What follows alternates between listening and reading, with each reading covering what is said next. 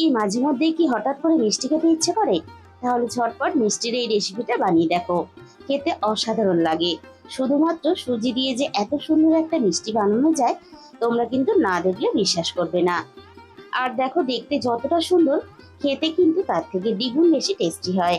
আর কোনো রকম ঝামেলা ছাড়াই তোমরা এই মিষ্টিটা বানিয়ে ফেলতে পারবে। উপরটা যতটা মুচমুচে, ভিতরটা ঠিক ততটাই নরম। আর এইভাবে একবার বানিয়ে সারা সপ্তাহ জুড়ে কিন্তু খেতে পারবে। আর একবার যদি বানাও, তাহলে কিন্তু বারবার এই রেসিপিটাই বানাতে ইচ্ছে করবে। আর বাড়ির বাচ্চা থেকে বড় সবাই খেতে পছন্দ করবে। তাহলে চলো, রেসিপিটা আমি কিভাবে বানিয়েছি এবার সেটা দেখে নেওয়া যাক।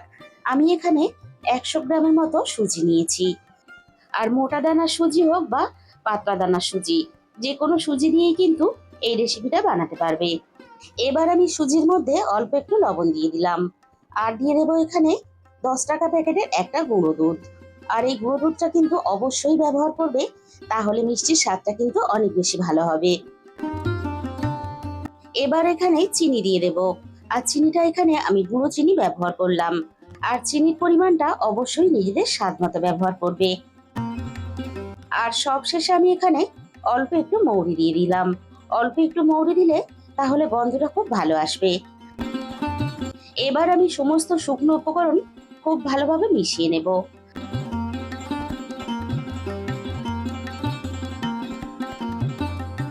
সমস্ত শুকনো উপকরণ আমি খুব ভালোভাবে একসাথে মিশিয়ে নিলাম। এবার আমি এখানে অল্প একটু জল দিয়ে দেব। তবে জলের পরিমাণটা কিন্তু একসাথে খুব বেশি আমরা দেব না, তাহলে সুজিটা অনেকটা বেশি পাতলা হয়ে যাবে। যদি জলের প্রয়োজন পড়ে, তাহলে আমরা পরে জল ব্যবহার করব। এবার আমি আবারও সবকিছু একসাথে বেশ ভালোভাবে জল দিয়ে মেখে নেব। সুজিটা আমি বেশ ভালোভাবে মেখে নিয়েছি। এবার আমি 10 মিনিটের জন্য রেস্টে রেখে দেব, তাহলে সুন্দরভাবে সুজিটা সেট হয়ে যাবে। ঠিক 10 মিনিট পরে আমি ঢাকাটা সরিয়ে নিলাম। সুজিটা খুব সুন্দরভাবে নরম হয়ে গেছে। এবার আমরা একটা বড় হাতার সাহায্যে সুজিটা এইভাবে একটু মেখে নেব। সুজিটা যদি আমরা এইভাবে একটু মেখে নিই, তাহলে খুব সুন্দরভাবে সুজিটা আরো বেশি নরম হয়ে যাবে। আর এইভাবে একটু মেখে নিলে তাহলে মিষ্টির ভিতরটা খুব সুন্দরভাবে ফাঁপালো হবে। তাই 3-4 মিনিটের মতো সময় নিয়ে আমরা খুব ভালোভাবে মেখে নেব। দেখতেই পাচ্ছ, সুজিটা কিন্তু খুব সুন্দরভাবে আঠালো হয়ে গেছে। ঠিক এইভাবে মেখে নিতে হবে। এবার আমি তোমাদের সুজির ঘনত্বটা দেখিয়ে দেব। সুজির ঘনত্বটা ঠিক এরকম রাখতে হবে। সুজির ঘনত্বটা যদি খুব বেশি পাতলা হয়ে যায়, তাহলে কিন্তু মিষ্টিটা বানাতে আমাদের অসুবিধা হবে। এবার এটাকে একটা সাইডে রেখে দেব। আমি কড়াইয়ের মধ্যে আগে থেকেই তেল গরম হতে বসিয়ে দিয়েছিলাম। এবার আমি একে একে মিষ্টিগুলোকে ভেজে নেব। আর এগুলো ভাজার জন্য কিন্তু আমরা খুব বেশি পরিমাণ তেল ব্যবহার করব না, অল্প তেলেই কিন্তু আমরা এগুলোকে ভেজে নেব। আর এইভাবে উপর থেকে একটু তেল ছিটিয়ে দেব, তাহলে উপরটা খুব সুন্দরভাবে ভাজা হয়ে যাবে। আর দেখো কতটা সুন্দরভাবে ফুলে উঠেছে। আর এইভাবেই কিন্তু আমরা একে একে সবগুলো ভেজে নেব। একটা আমাদের এখানে ভাজা রেডি হয়ে গেছে।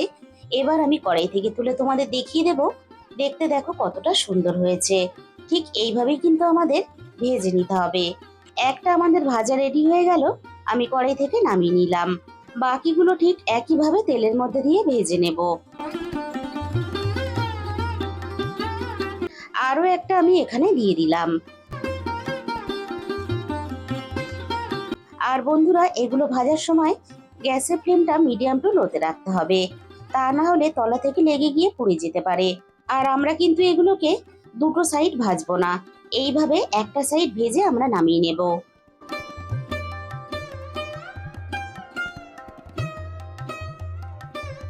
আর এগুলো ভাজার জন্য খুব বেশি তেলেরও প্রয়োজন পড়ে না, অল্প তেলেই ভাজা হয়ে যায়। বন্ধুরা, তোমরা যদি এইভাবে কখনো না বানিয়ে থাকো, তাহলে একদিন হলেও বানিয়ে দেখো। খেতে অসম্ভব ভালো লাগে। আর এইভাবে বানিয়ে তোমরা বাচ্চাদের স্কুলের টিফিন হিসাবেও কিন্তু দিতে পারো।